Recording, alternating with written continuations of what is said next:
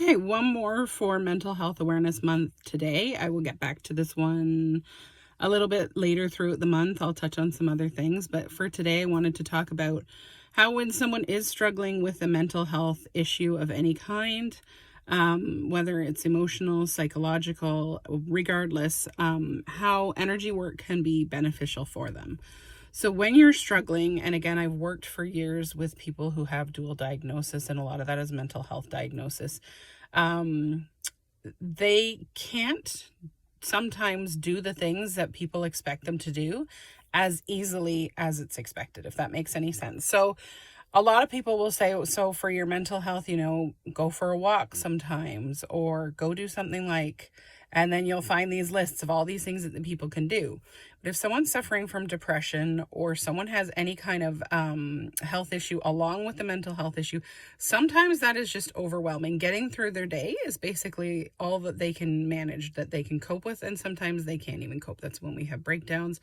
That's when we have all kinds of other horrible things happen.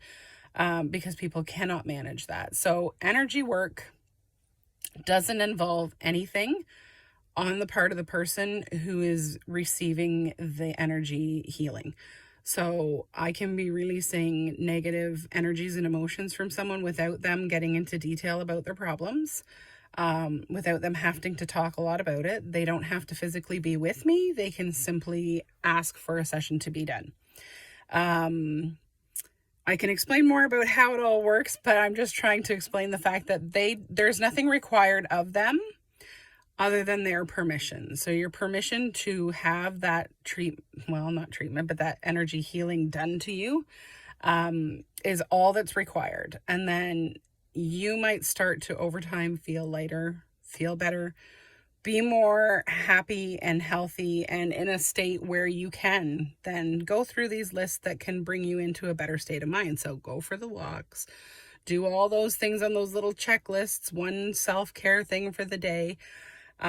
Anything that they suggest can be overwhelming at the start, but when you start to release some of the negative energies and emotions that can be keeping you in a constant state of a low vibration where you can't manage those things at all, those can be relieved and hopefully can bring back, again, the balanced state where you can start slowly taking those small steps, and small steps can make huge differences over time, especially.